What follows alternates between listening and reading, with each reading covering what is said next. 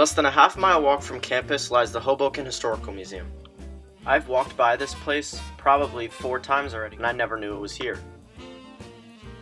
Upon arrival, I met a man named Bill Curran, who gave me background info of the museum and its current exhibits. Here you can see the sign-in book.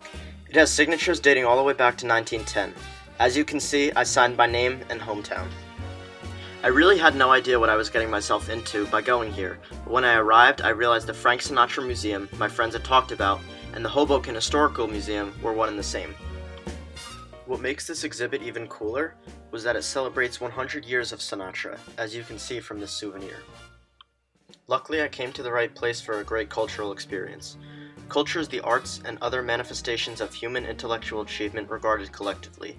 At this museum, the current exhibits displayed highlight the art and music aspects of culture.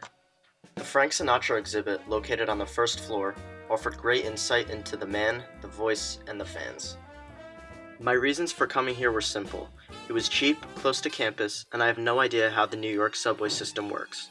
Also, I like to support small businesses. My late grandfather suffered from Alzheimer's disease terribly, but no matter how bad his memory was, when he heard a Sinatra song, he could somehow remember every word.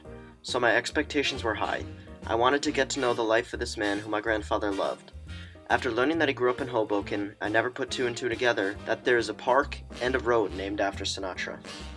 But there was a part of me that was very disappointed with my experience, that soon this exhibit will be taken down and a new one will replace it. And that is a shame because there is so much history packed into one room.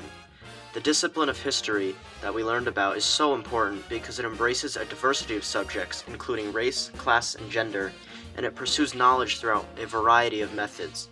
History encompasses the past by stitching residues in the form of music, posters, pictures, letters, and items of Sinatra together, so that we may understand the life of him.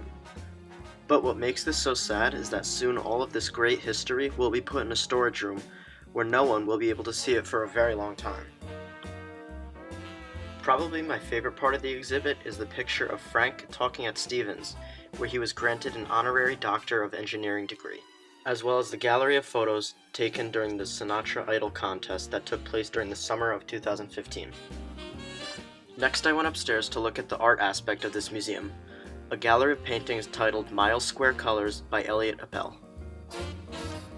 I have to admit I was a little worried this exhibit was going to be abstract art, probably my least favorite type.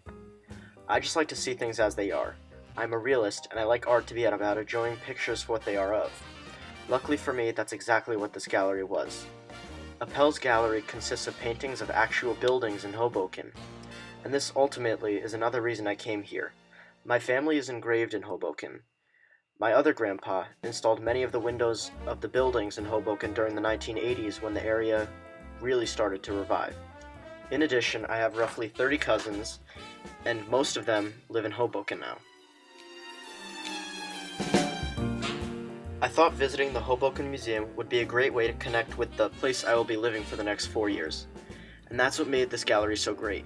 I got to see Hoboken for what it is, a vibrant, upbeat, miniature city. The paintings were great because I recognized many of the places. Maybe my grandpa put those windows in, or maybe my cousin lives in that apartment. That's what made this experience amazing. Overall, my experience really connected to Walter Pater's study in the history of the Renaissance. We need to touch things, come into contact, view things. What we need is experience itself. I really appreciate the aesthetic movement because I truly believe in art for art's sake. I think Pater really hits the nail on the head with the idea that art is just a way to fill life with pleasure. The experience is pleasure itself. Things that you can't experience yourself have no impact on your life. They have to be experienced for yourself, and I really believe I did that by going to this museum. I can't tell you the last time I went to a museum, probably the Hershey Museum in 2008. The last time I stood and truly analyzed art was probably freshman year in Intro to Art class. Here's my favorite painting from the exhibit. No words, just form, line, and color. But it is so distinct. I instantly know this is the train station, which brings me to another connection, to Descartes' first and second meditation. If one can find one thing to be certain, he can use that to build his logic from the ground up. I know this building is in Hoboken based on the title. Where have I seen this color before? That metalwork looks familiar. I recognize those windows. It's the train station that I see every day from campus. All in all, I really enjoyed my trip, and I even filled out the exit survey. Who knows where I will go next? Maybe I'll decide to walk the Sinatra tour around Hoboken. Thank you.